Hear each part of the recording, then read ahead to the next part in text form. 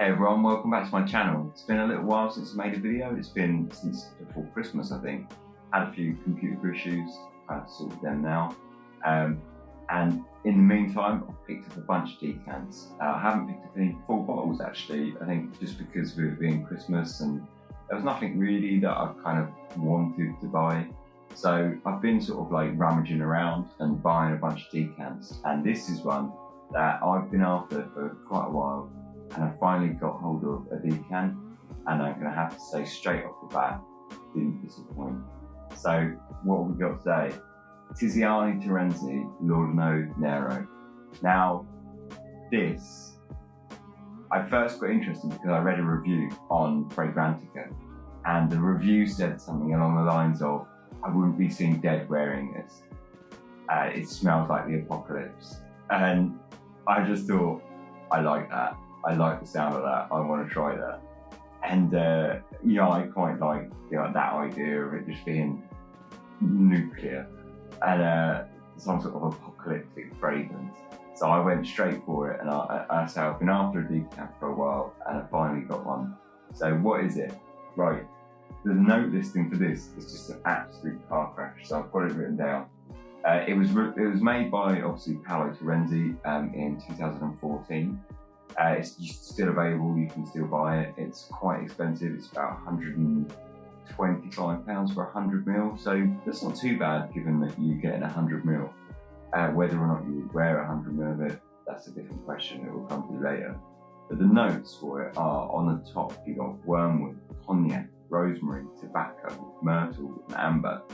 In the middle you got red rose, black locust honey, cedar, iris, sandalwood, rosemary, ash and slate, and on the bottom you got cashmere musk, laurels, incense, camphor, hazelwood, vetiver, oak, vanilla and labdanum. So that is a lot of notes. Okay, I'm going to wear this because it's going to be my scent of the day. It's been my scent of the day for about a week now, more or less. I think you might be able to tell already, I'm absolutely in love with it. One thing I'm going to say before I even start this review is I'm going to use a lot of words which perhaps don't smell very nice, but I want you to know that I mean them in the best possible way. So let's give it a spray and we'll walk through it. So to be honest, you only need the one spray. Now, interestingly, when I read that review on Fragrantica, it said like, this smells like the apocalypse, wouldn't be seen dead. I was expecting it to be like a really big smell, like really aggressive, oppressive, over the top. But it's not. The opening is quite big, but it's really deceptive because it's actually, I find, really easy to wear and quite soft and quite light as well. But this opening, I can smell it from here, it's really big, it's quite deceptive, it's a huge opening, it really is. But after about 10-15 minutes, definitely 30 minutes, it comes right back down. So I would say you don't need to spray a lot of it, but at the same time, don't be sort of put off by that opening blast, because you're going to smell that opening and think, whoa, this is huge, but it won't. It will come right back in and it will settle right down. So let's go. What does it smell like? I mean, it's incredibly almost like acidic. There's something in there that's really quite aggressive.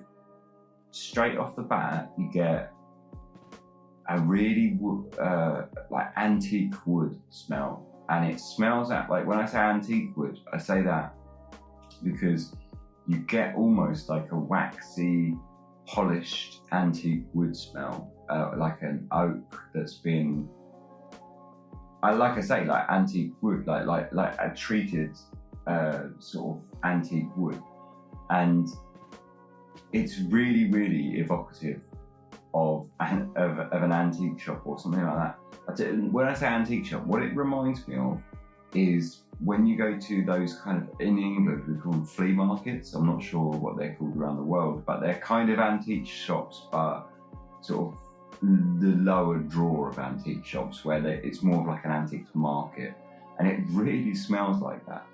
And there's something quite almost burns your nose with this. And now I'm going to be honest that there's very few notes that I can pick individually in this smell. Apart from you get this wood smell, you definitely get a big smoke and a lot of ash. It's very dusty, it's quite dirty, but not in an animalic way. When I say dirty, it's dirty in a almost like dusty kind of way.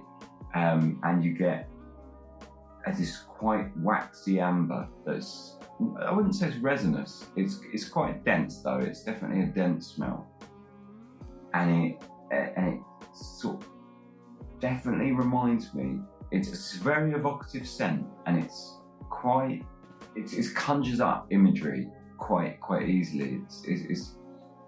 It reminds me, the images that I get are sort of crushed velvet and antique wood. I feel like I've walked into some Victorian house, like an old Victorian house, full of like tobacco smoke, and it hasn't been cleaned in decades. And that, I say, might sound hideous, but it's glorious. It really is. For me, this is incredible. It's very much a scent that I think is quite personal.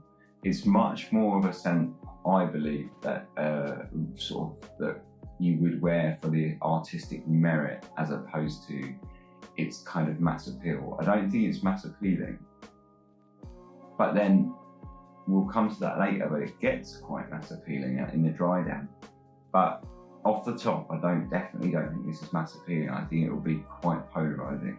I think you'll find people that are going to just be blown away by it, and I think you're going to find people who are quite repulsed by it.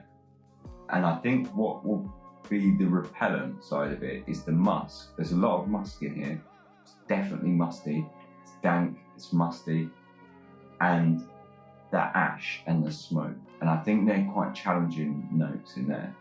They're quite aggressive, they're quite almost acidic, and they're quite, I say quite aggressive and quite oppressive, and I think a lot of people might be put off by that. And obviously the fact that you're going to be essentially smelling like a kind of dank, old antiques market, which not everyone's going to want to smell like, right?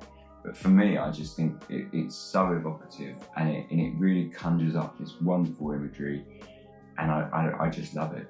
I've worn it almost every day for about 5 days now. Actually, I would say I split it up a little bit because I've got a couple more decants that I want to review, but I've been wearing it almost every day since I've got it. And it just gets better every time, and I'm finding new facets to it every time I wear it as well, which is interesting. When I first got it, I took it out of like its little baggie, and I just sort of unscrewed the lid and I sniffed the bottle, and I was like, whoa, that is nuclear.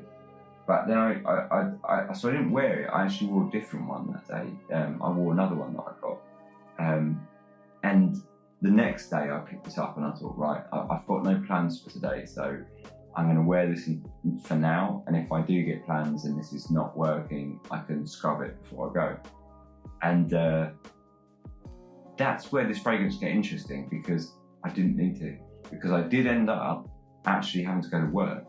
And now I might have explained before, but I'm a hairdresser, I'm a hairstylist for women, and obviously that involves being in close quarters with people, which is why I was worried about wearing this if I had to go to work or something, because I was like, I'm not sure if this is something that would work. And with that opening that I've just explained, you would think, no, it's not going to work. It's going to be too aggressive, too oppressive. It's going to choke people out. It's going to be too polarizing, because obviously I have to wear scents that are sort of down the line in a lot of respects. I try and push it a little bit, but I don't want to be obnoxious. So, you know, when I'm at work, it's best to wear scents that are not obnoxious. And I was a bit worried, and I got a phone call and I had to go to work, and I thought, oh, I should probably scrub this off. And then I sort of smelled it and I thought, you know what? I don't think I need to, because after that big opening that I've explained, it's already coming down now. But by then, after it had been a couple of hours, and it had really come back, and it really dials itself back, and it becomes quite light, and I actually think really easy to wear. It becomes quite sweet, and later on in the dry down, the fragrance that it really reminds me of is another one that I've reviewed on this channel, and that's Serge Lutens Vetiver Oriental. Now, I wouldn't say they're the same, but what you end up with this fragrance once you get to the deep dry down is just a kind of sweet, soft vetiver. And that's quite surprising, because after all this big opening, you know, you ended with this kind of ambery, sweet vetiver, and it's really appealing. And I was quite surprised in the transformation from this opening, which is gorgeous, but I think a little bit challenging, to something utterly wearable, and wearable without even question. You know, so I wore it to work. Now, there are fragrances which are even quite safe that I don't wear because I still think they might be obnoxious, and I wore this to work and I didn't feel at all worried about it. And obviously, because I'm in close quarters, but another thing that I find when I'm at work is when I use blow dry and stuff, I'll blow hot air onto like my wrist or something, and suddenly that'll kick up a perfume that I'm wearing. So I have to be really careful. And with this, it just worked. And I didn't feel bad for my client. I felt like, actually, this is a nice fragrance, and I think probably this smells quite pleasing. I was really surprised. So top marks, really, like full on. I think after this crazy opening, which smells incredible, just this antique wood, dust, ash. The slate is a shame. I don't get much of that. I wish I got more.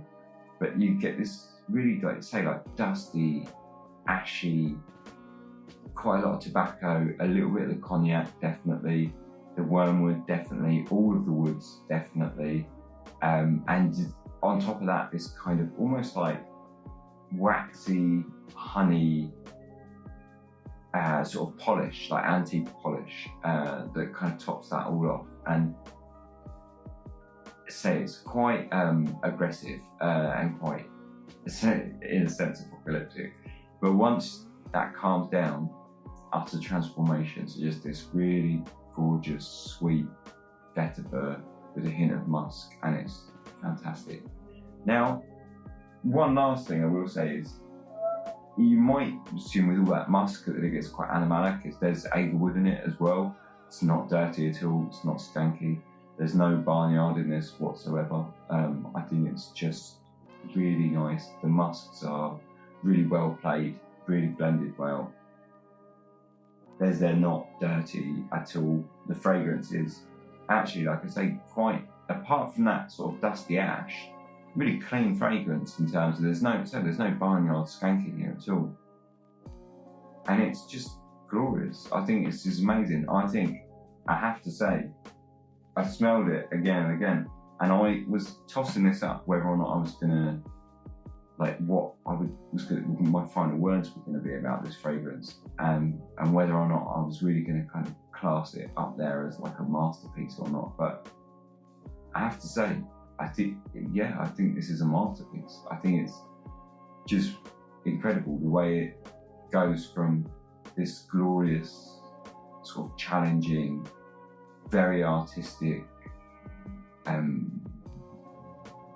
fragrance, which is, I say, very evocative, definitely very polarizing, into something utterly wearable is just fantastic, because you almost get the best of both worlds, because you can spray it on yourself, you can enjoy it for a good hour or so in this quite sort of challenging state and this quite artistic state, and then be safe in the knowledge that it's just going to dry down and become, and as that dry down goes on, it's just going to become more and more appealing, really, to everyone. Absolute masterpiece, I have to say. In terms of longevity and things like that, you don't have to worry about that. I sprayed it at 10 a.m. And it lasted until I was going to jump in the shower at about 2 o'clock in the morning. That was the first day I wore it. It's the only time I really timed it, and it was still there, really strong.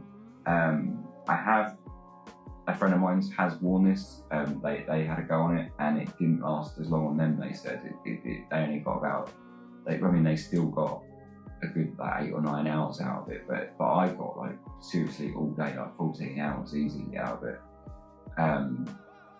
But yeah, I mean the longevity is great. It's the quality. It smells really quality. I think the ingredients smell really, really high class ingredients. It doesn't smell cheap in the least. It smells very expensive. So I would say it's probably worth the money. I say £125 is expensive, but you get 100ml, so it's actually what £1.25 per ml. That's not bad. You know, that's not in the world of niche, especially. That I don't think that's particularly expensive, especially as 100ml.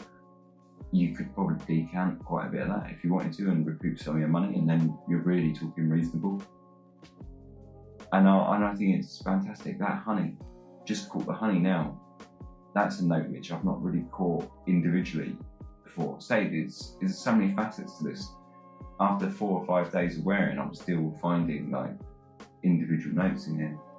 And I just caught the honey now, and it's just fantastic. It really is. It really is a fantastic fragrance. And I think one good way when I buy decants for me to know if this is a good fragrance or not is if I would buy it again.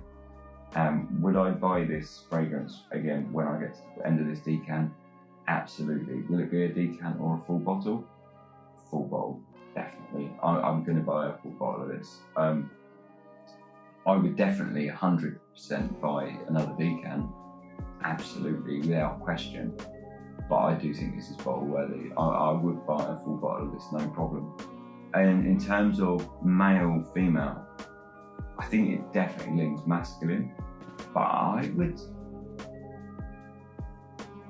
like to smell it on a woman. I would like to see how it works on a woman. I think you could definitely pull it off. Again, I think it does lean masculine. But but again, like later in the dry down, when you get that kind of sweet vetiver, I think that probably sort of pulls it a little back, a bit towards the middle a bit more. But I would say it's definitely more masculine than feminine. But it's not overly so, it's not overcompensating. So I think you could wear it as a woman for sure. And yeah, final words. I have to say, I think it's a real masterpiece. It's one of the most exciting fragrances I've worn for a long time. Like a new fragrance for me that I've smelled for a long time. I can't say anything else about it. I say I bought a few decants since Christmas, and there's some really good ones in there. I'm going to be reviewing them all, but I really enjoyed this one. So yeah, Tiziani Tirenzi, Laudano Nero. Really good fragrance. Definitely worth a buy. Thanks for watching. If you want, subscribe. If you've got any comments, chuck them in. Nice one.